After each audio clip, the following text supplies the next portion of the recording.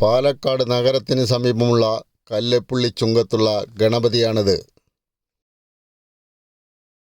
ഇദ്ദേഹമാണ് മിലൻ, കല്ലേപ്പുള്ളിയിലെ ഗണപതി ആഘോഷത്തിൻ്റെ പ്രധാനി.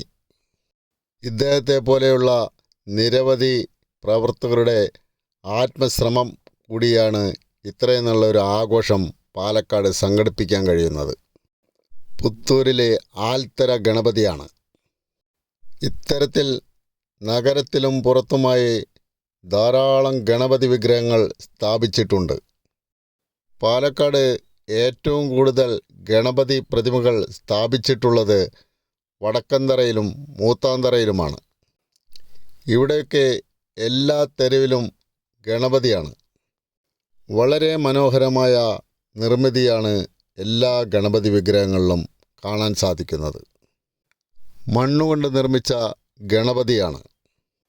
ജലത്തിൽ അലിഞ്ഞു പോകേണ്ട രീതിയിലാണ് നിർമ്മാണം. ഗണപതി വിഗ്രഹം സ്ഥാപിച്ചതിന് ശേഷം നിത്യവും 2 നേരവും പൂജകൾ നടത്തുന്നു. രാവിലെയും വൈകിട്ടും.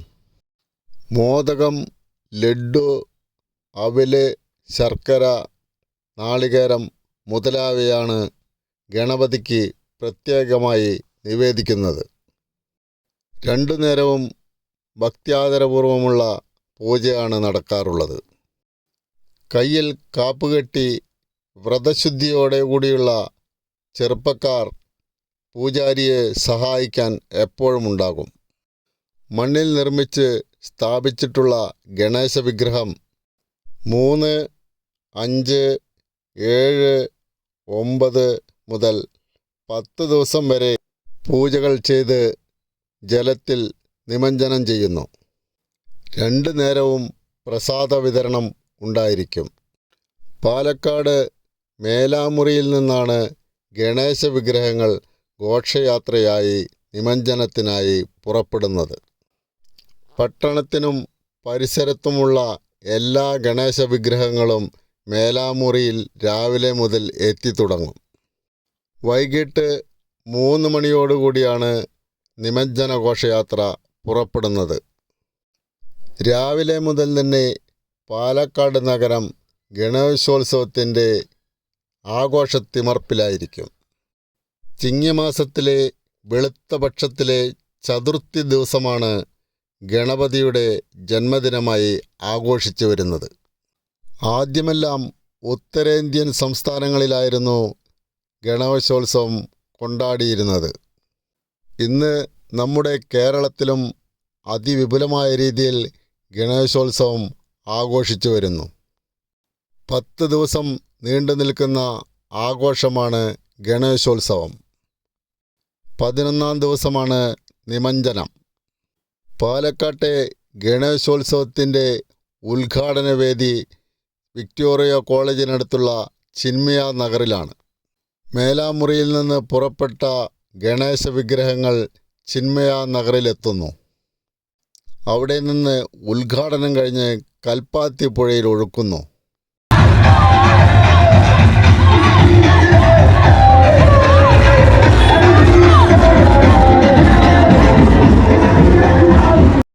ഇന്ന് നല്ല മഴയുള്ള ദിവസമാണ്.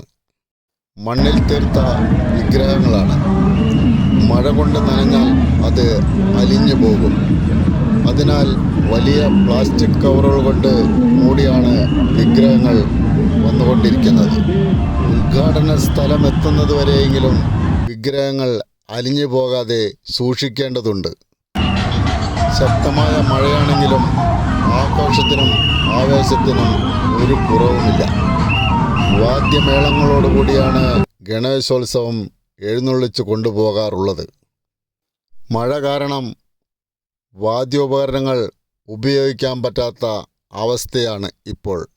മേലാമുറിയിൽ നിന്ന് സുൽത്താൻപേട്ട വിക്ടോറിയ കോളേജ് വഴി കൽപ്പാത്തിയിലെത്താൻ 4 കിലോമീറ്ററോളം ദൂരമുണ്ട്. പൊരിമഴയത്തും റോഡിനിരുവശവും ധാരാളം ഭക്തർ കാണികളായുണ്ട്. ഈ ആഘോഷത്തിന് മഴയൊന്നും ഇവിടെ പ്രശ്നമാകുന്നതേയില്ല. പോലീസുകാർ എല്ലായിടത്തുമുണ്ട്. ഘോഷയാത്ര അവസാനിക്കുന്നതുവരെ അവരുടെ സേവനം എല്ലായിടത്തും ഉണ്ടാകും. നൂറുകണക്കിന് ഗണേശ വിഗ്രഹങ്ങളാണ് നിമജ്ജനത്തിനായി പുറപ്പെടുന്നത്. പാലക്കാട് ഇത് വലിയൊരു ആഘോഷമായി മാറിയിരിക്കുന്നു. തൃശ്ശൂരിലെ പുലിക്കളി പോലെ. മഴ കാരണമാണ് ആഘോഷത്തിൻ്റെ പൊലിമ അല്പമെങ്കിലും കുറയ്ക്കാൻ കഴിയുന്നത്. യുവാക്കളെല്ലാം ആഘോഷത്തിമർപ്പിലാണ്. കൊട്ടും പാട്ടും കളികളും നിറഞ്ഞ ഒരു ഊർജ്ജസ്വലമായ അന്തരീക്ഷം.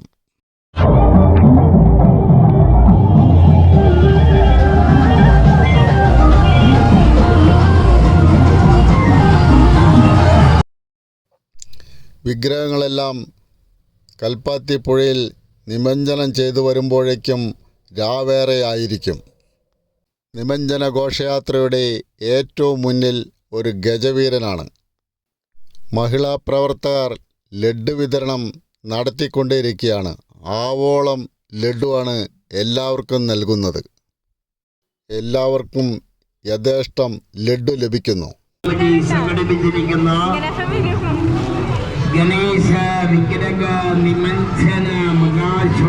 അനൗൺസ്മെന്റ് വാഹനത്തിന് പിറകിലായി വാഹനത്തിൽ നൃത്തം ചവിട്ടുന്ന ഒരു പ്രതിഭ. വളരെ മനോഹരമായ നൃത്തച്ചുവടുകളാണ്. ശിവഭഗവാന്റെ മുന്നിൽ നിന്നുള്ള നൃത്തച്ചുവടുകൾ. അതിന് പിറകിലായി ലോറിയിൽ ലഡ്ഡു. മഹിളാ പ്രവർത്തകരുടെ നേതൃത്വത്തിലാണ് ലഡ്ഡു വിതരണം തകൃതിയായി നടക്കുന്നത്. ഒറ്റ ലോറി ലഡ്ഡുവാണ്, ലക്ഷക്കണക്കിന് ലഡ്ഡു. അതാണ് ഭഗവാന്റെ പ്രസാദമായി എല്ലാവർക്കും നൽകുന്നത്. പാതയുടെ ഇരുവശത്തുമുള്ള എല്ലാ ഭക്തജനങ്ങൾക്കും ലഡ്ഡു ലഭിക്കുന്നുണ്ട്. പ്രസാദവാഹനത്തിൻ്റെ പിറകിലായിട്ടാണ് വിഘ്നേശ്വര വിഗ്രഹങ്ങൾ എഴുന്നള്ളിച്ചുകൊണ്ടുവരുന്നത്. പഞ്ചവാദ്യ മേളക്കാർക്കെല്ലാം മഴ കാരണം മേളം നടത്താതെ വരുന്ന ഒരു അവസ്ഥയാണ്. ചെറുതും വലുതുമായ നൂറുകണക്കിന് ഗണേശ വിഗ്രഹങ്ങളാണ് വന്നുകൊണ്ടിരിക്കുന്നത്. ഏതൊരു ഭക്തരെയും ഭക്തിയിൽ ആറാടിക്കുന്ന കാഴ്ചകളാണ് വന്നുകൊണ്ടിരിക്കുന്നത്. ഘോഷയാത്രയ്ക്ക് കൊഴുപ്പേറാൻ കാവടിയാട്ടവും കലാപ്രകടനങ്ങളും കാഴ്ചക്കാർക്ക് വിരുന്നൊരുക്കുന്നു.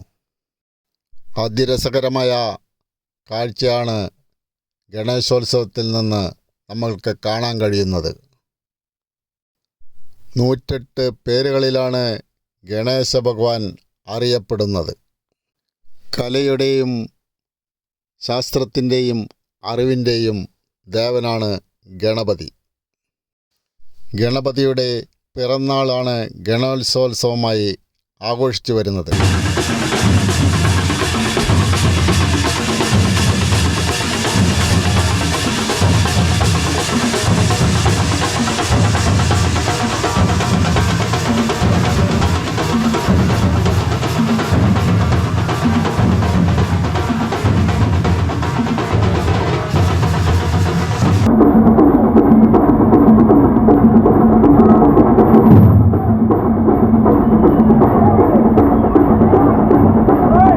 ഗണേശോത്സവ ദിനത്തിൽ വ്രതമനുഷ്ഠിച്ച് പ്രാർത്ഥിച്ചാൽ ഭക്തൻ്റെ സർവ്വ ദുരിതവും തടസ്സവും നീക്കി ആഗ്രഹ സാഫല്യം ലഭിക്കുമെന്നാണ് വിശ്വാസം.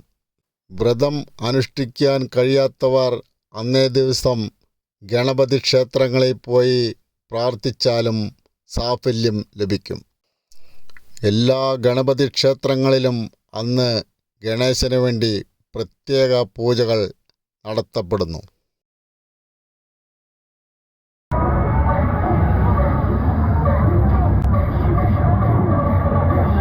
ഗണേശ വിഗ്രഹങ്ങൾ വന്നുകൊണ്ടേയിരിക്കുന്നു.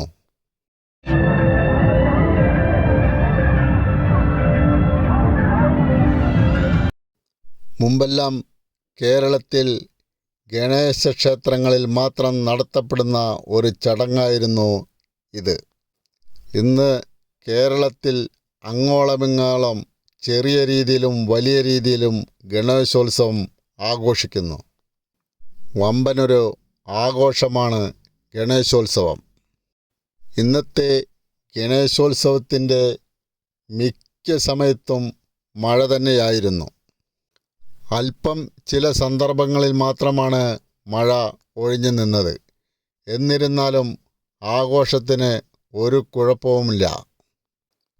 പലതരം ഗണപതിയാണ്, തിരിഞ്ഞുകൊണ്ടുള്ള ഗണപതി. കാണികൾക്കെല്ലാം വളരെ കണ്ണിന് കുളിർമയേകുന്ന കാഴ്ചയാണ് കാണാൻ സാധിക്കുന്നത്. ഭക്തി നിർഭരമായ കാഴ്ച.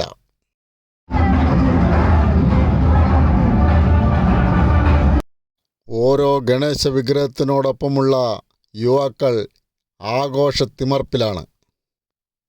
ചുവട് വെച്ചിട്ടുള്ള നൃത്തമാണ്. പാലക്കാടിന് സമീപമുള്ള പല ഗ്രാമങ്ങളിൽ നിന്നുള്ള ചെറുപ്പക്കാരാണ് ഗണേശ വിഗ്രഹത്തോടൊപ്പം വന്നിരിക്കുന്നത്. അവരെല്ലാം വളരെ ചിട്ടയോടുകൂടിയാണ് കാര്യങ്ങളെല്ലാം നടത്തുന്നത്. അനാവശ്യമായ ഒരു കാര്യങ്ങളും ഇവിടെ കാണുന്നില്ല. ഭക്തിയും ആഹ്ലാദവും കൂടിച്ചേർന്ന ഒരു അന്തരീക്ഷം. ഈ പോകുന്ന ഓരോ ഗണേശ വിഗ്രഹങ്ങളും ദിവസങ്ങളോളം പൂജകൾ നടത്തിയിട്ടുള്ള വിഗ്രഹങ്ങളാണ്. അനേകമായിരം ആളുകളുടെ പ്രാർത്ഥനകൾ ഉൾക്കൊണ്ട ഗണേശ വിഗ്രഹം. മണ്ണിൽ തീർത്ത വിഗ്രഹം. പാതിക്കാശി കൽപ്പാത്തി എന്നറിയപ്പെടുന്ന കൽപ്പാത്തി ക്ഷേത്രത്തിൻ്റെ സമീപമുള്ള കൽപ്പാത്തി പുഴയിലാണ് വിഗ്രഹങ്ങളെല്ലാം നിമജ്ജനം ചെയ്യുന്നത്. നിമജ്ജനത്തിനായി പ്രത്യേക സൗകര്യങ്ങൾ അവിടെ ഏർപ്പെടുത്തിയിട്ടുണ്ട്. മഴ കാരണം 3 മണിക്ക് പുറപ്പെടേണ്ട ഗണേശ വിഗ്രഹ ഘോഷയാത്ര 4 മണിക്കാണ് മേലാമുറിയിൽ നിന്ന് പുറപ്പെട്ടത്. ഇപ്പോൾ സമയം വൈകിട്ട് 7 മണിയോളം ആയിരിക്കുന്നു. ഗണേശ ഘോഷയാത്ര അവസാനിക്കുവാൻ മണിക്കൂറുകളെടുക്കും. ഗണേശ വിഗ്രഹങ്ങളെല്ലാം നിമജ്ജനം ചെയ്യപ്പെടുന്നത് രാവേറെ കഴിഞ്ഞായിരിക്കും. അതുവരെയും ജനക്കൂട്ടം ഒപ്പമുണ്ടാകും. രാത്രിയാകുമ്പോൾ ഗണേശ വിഗ്രഹത്തോടൊപ്പം ലൈറ്റ് സിസ്റ്റവുമുണ്ട്. അതിമനോഹരമായ കാഴ്ചയാണ് എങ്ങും. പൂക്കുറ്റിയും പടക്കവുമെല്ലാം ഉത്സവത്തിൻ്റെ ഭാഗങ്ങളായി മാറിയിരിക്കുന്നു. എങ്ങും ആഘോഷത്തിമർപ്പ്. മഴയായിട്ടും കാണികൾക്ക് ഒട്ടും കുറവില്ല. യുവാക്കൾ വളരെ മനോഹരമായ നൃത്തച്ചുവടുകളോടുകൂടിയാണ് ഗണേശ വിഗ്രഹം എഴുന്നള്ളിച്ചു കൊണ്ടുവരുന്നത്. എല്ലാ ഗണേശ വിഗ്രഹത്തോടൊപ്പവും യുവാക്കൾ നൃത്തം ചെയ്യുന്നു. അതാത് ഗ്രാമങ്ങളിൽ നിന്ന് കൊണ്ടുവരുന്ന ഗണേശ വിഗ്രഹങ്ങളാണ്. ആയിരക്കണക്കിന് ആളുകളാണ് തടിച്ചുകൂടിയിരിക്കുന്നത്. വളരെ ഭീമാകാരമായ ഗണപതികളും കൂട്ടത്തിലുണ്ട്. ഇലക്ട്രിക് ലൈനിൽ തട്ടാതെ വളരെ ശ്രദ്ധാപൂർവമാണ് ഗണേശ വിഗ്രഹങ്ങൾ എഴുന്നള്ളിച്ചു കൊണ്ടുവരുന്നത്. വിഗ്രഹങ്ങൾ പോകുന്ന വഴിയിലെല്ലാം കറണ്ട് ഓഫ് ചെയ്തിരിക്കുകയാണ്. വിഗ്രഹത്തോടൊപ്പം കൊണ്ടുവരുന്ന ലൈറ്റുകളാണ് കാണികൾക്ക് ആശ്വാസമായി ലഭിക്കുന്നത്. ഇടയ്ക്ക് മനോഹരമായ കാവടിയാട്ടങ്ങളുമുണ്ട്. കാവടിയാട്ടങ്ങൾ കൂടാതെ മനോഹരമായ നാടൻ കലാരൂപങ്ങളും ഇതോടൊപ്പം ഘോഷയാത്രയിൽ അണിനിരക്കുന്നു.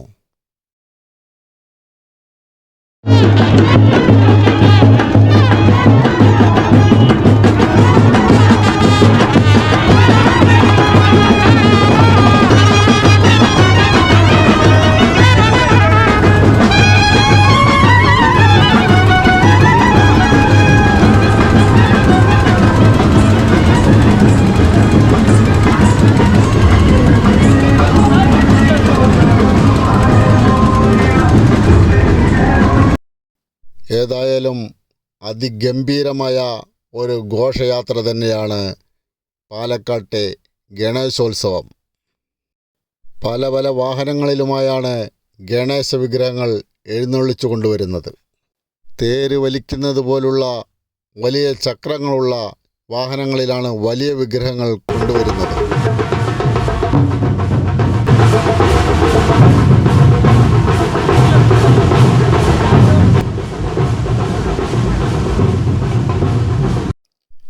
ഗരുഡൻ്റെ പുറത്തിരിക്കുന്ന ഗണപതിയുടെ രൂപം ക്രെയിനിലാണ് കൊണ്ടുവരുന്നത്. പലയിനം ലൈറ്റ് അറേഞ്ച്മെൻറ്റോട് കൂടിയിട്ടുള്ള വിഗ്രഹമാണ് അത്. ഗണപതി വിഗ്രഹം മുകളിലേക്ക് ഉയർത്തുമ്പോൾ മനോഹരമായ ഒരു ദൃശ്യമാണ് കാണാൻ സാധിക്കുക. ഏതായാലും ഭക്തരുടെ മനസ്സിനും പാലക്കാടിൻ്റെ നഗരവീഥിക്കും പുളകമായ ഒരു ആഘോഷം തന്നെയാണ് ഗണേശോത്സവ വിഗ്രഹം വഹിച്ചുള്ള ഘോഷയാത്ര.